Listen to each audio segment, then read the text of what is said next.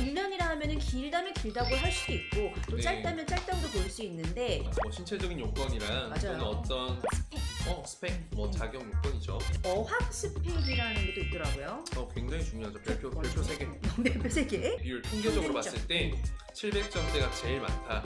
그런데 토익 점수 LCRC 둘 다 해서 400점대 받고 원서 쓰면 안 돼요.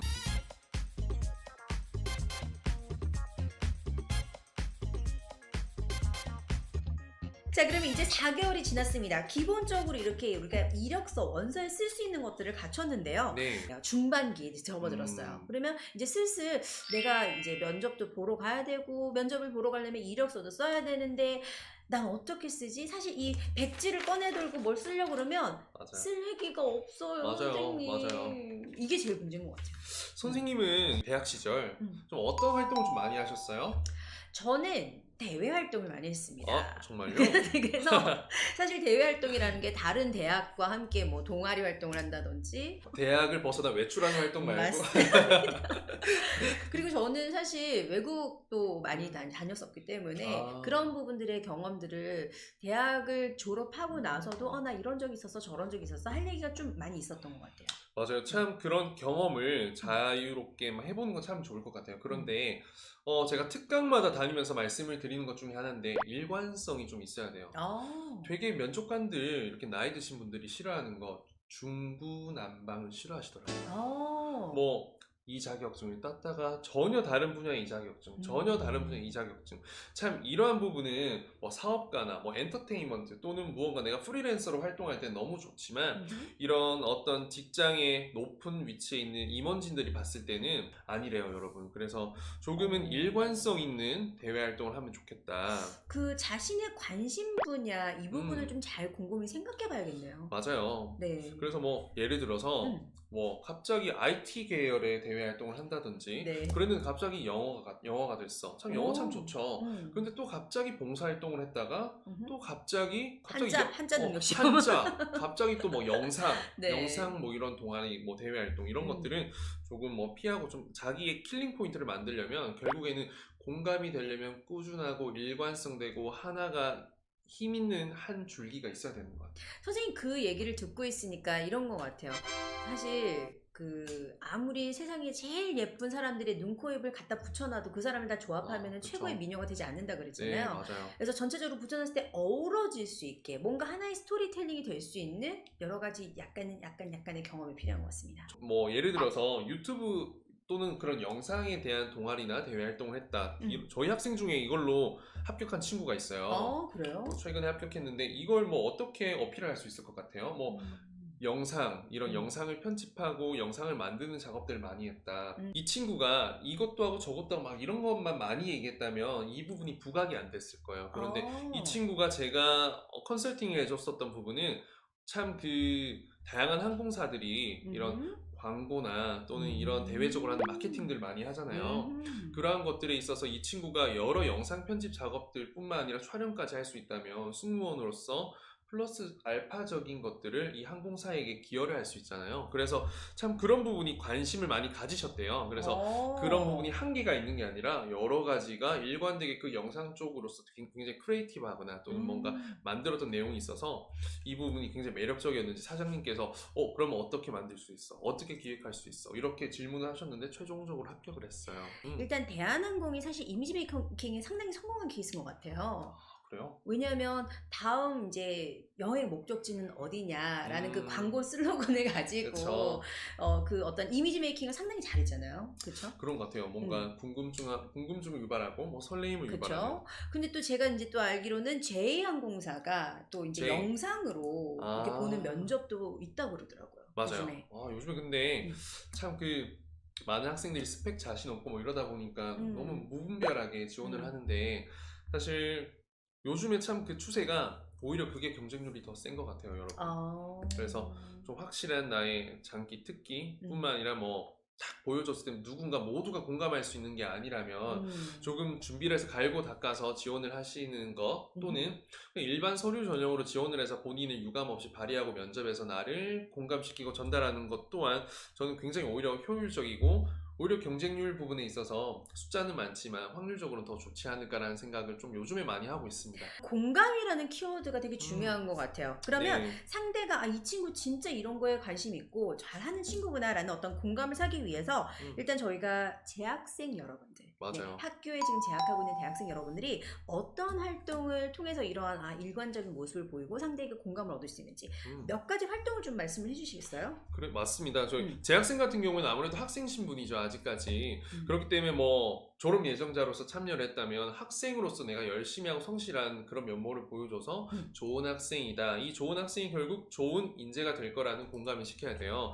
일단 내가 좋아야 될 것 같아요. 내가 좋아하고 이런 것들이 참 다른 분야지만 연결을 할 수 있는 고리들을 본인 스스로 생각해보고 또는 전문가나 뭐 선생님 멘토와 함께 잘 찾아서 컨설팅을 해서 좀 쭉 진행하는 게 좋지 않을까. 또는 컨셉 그 단어가 중요한 것 같아요. 그러니까 동아리 활동은 뭐 이런 거 했다가 근데 대외 활동은 또 다른 거 했다 이런 게보다는 이 대외 활동, 공모전 혹은 동아리 이 모든 것들이 이렇게 잘 꿰맸을 때 하나의 스토리라인이 될 수 있는 이랬다가 저랬다가 이랬다 저랬다 하면 안 되는 거죠. 네. 일관성 제일 중요합니다, 여러분.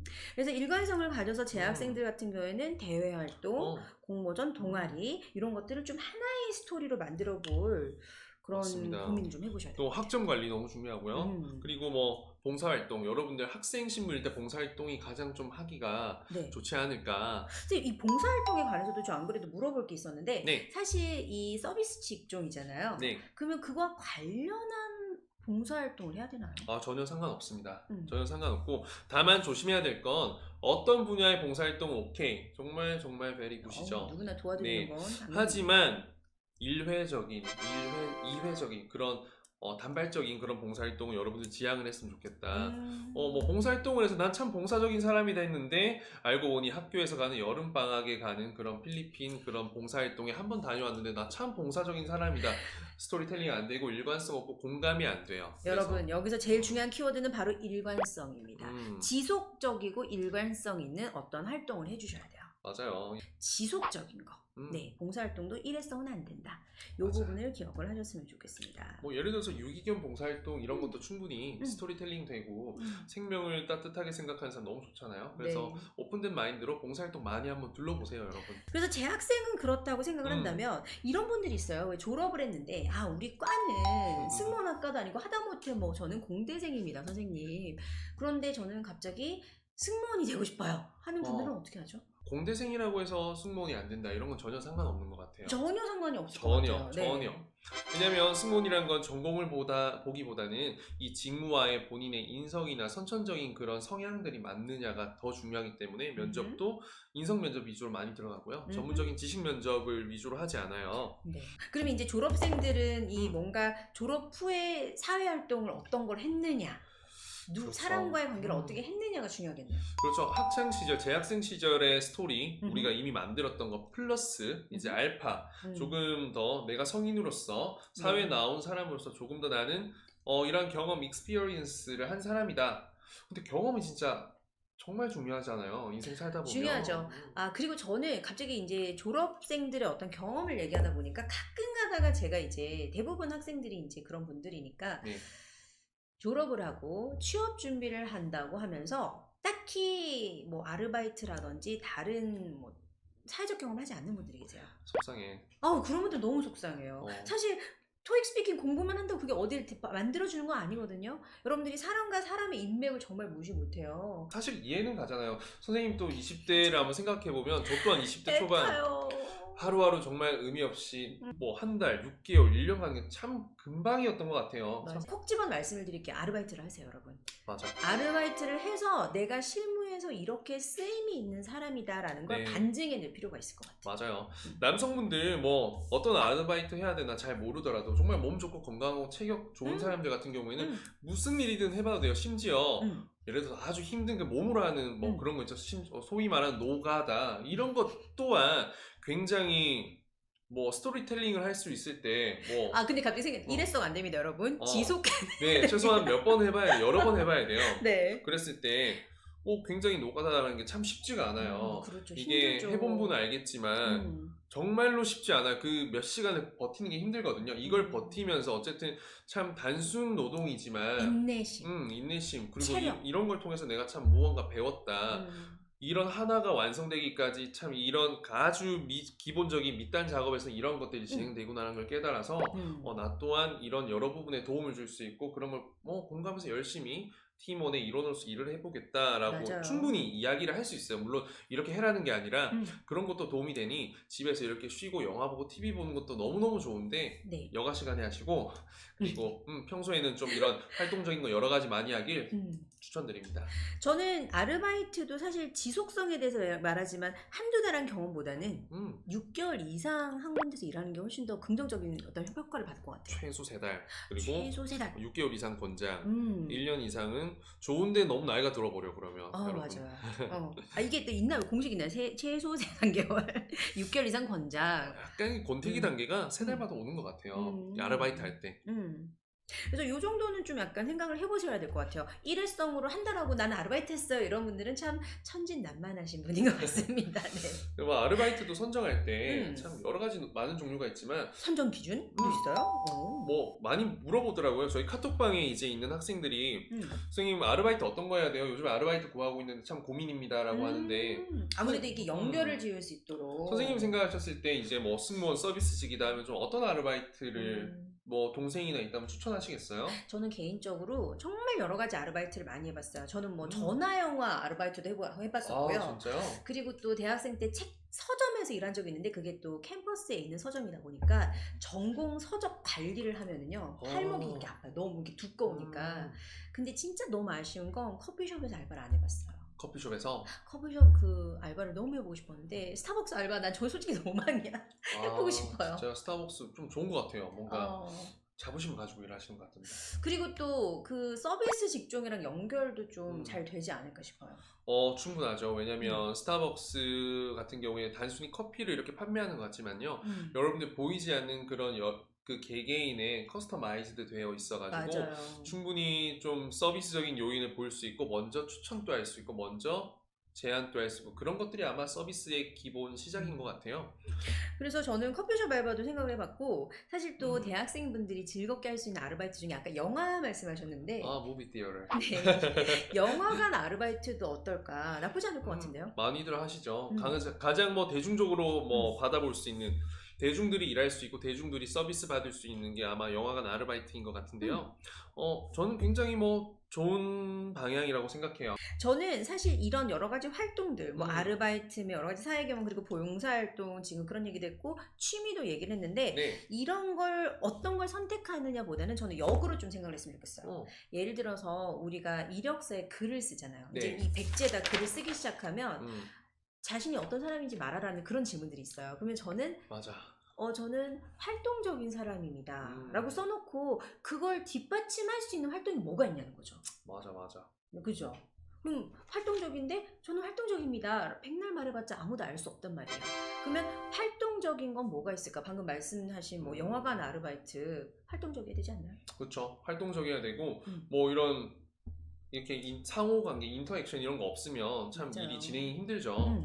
그리고 뭐 아무래도 팀별로 스케줄별로 근무를 하기 때문에 아무래도 좀 참 비슷한 부분이 많은 것 같아요. 네. 그리고 또 뭐 키워드 중에는 건강하다. 아까 말씀하신 노가다. 네. 공사 현장에서 일을 하려다 보면 아무래도 신체적으로 맞아요. 건강함을 이렇게 피력할 수 있는 경험일 것 같습니다. 한 가지 제가 추천해드릴 곳은 어느 정도 이제 약간의 그런 김밥 천국 이런 데 말고 약간의 가격대가 조금 있는 뭐 페인 레스토랑 정도 뭐 쉽게 아웃백 빕스 이런 데도 일을 많이 하시거든요. 선생님 그럼 왜 그런지 좀 알려주세요. 왜 김밥 천국보다는 그쪽을 추천해 주시는지.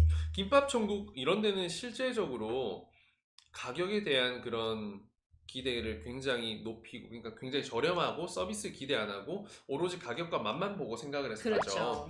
하지만 패밀리 레스토랑이라면 어느 정도 특별한 기념일이거나 가족 외식이거나 뭐 특별한 날일 거예요. 그리고 뭐 기본적으로 이런 분식이나 이런 저렴한 식당보다는 가격대가 당연히 있고 거기에 서비스 차지가 붙어 있기 때문에 텍스도 붙기도 하고요. 맞아요. 네, 그렇기 때문에 아무래도 이런 서비스에 대한 그런 기대치가 있을 거예요. 그런 것들을 충족하지 못했을 때는 평균 이하가 됐을 때는 이게 컴플레인으로 연결될 수 있기 때문에 다양한 상황이 나타날 수 있어요. 그래서 이런 패밀리 레스토랑에서의 경험들이 좀 많이 실제 기내에서 이런 식음료 서비스를 하는 것과 조금은 연관성이 저는 되지 않을까라고 긍정적으로 생각을 하고 있어요. 그 선생님 말씀하신 것 중에 그게 네. 딱 기억에 남는 게 서비스 차지라는 게 가격에 이렇게 들어가는 부분. 맞아요. 왜 세금 및 봉사료가 포함이 된 금액입니다. 많이 보신 적 있죠? 네. 그러한 곳에서 우리가 이제 진짜 말 그대로 우리 봉사에 대해서 돈을 지급받는 일을 해본 적이 있다라는 거가 서비스의 어떤 상품화를 경험해 맞아요. 봤다. 네. 이런 게 좀 얘기가 되겠네요. 맞습니다. 아주 좋은 팁인 것 같아요. 쏙쏙쏙거리게 들어보면은 100% 다 말 안 한대요. 경쟁자니까 어차피. 연락 주세요, 여러분. 방향만 바뀌어도 빠르게 목적지에 도착할 수 있으니까. 야, 그게 뭐가 좋아? 내가 봤을 때 이게 별론데? 근데 왜 이런 거 얘기 안 해? 이랬더니 거의 합격의 당락을 결정하는데. 맞아.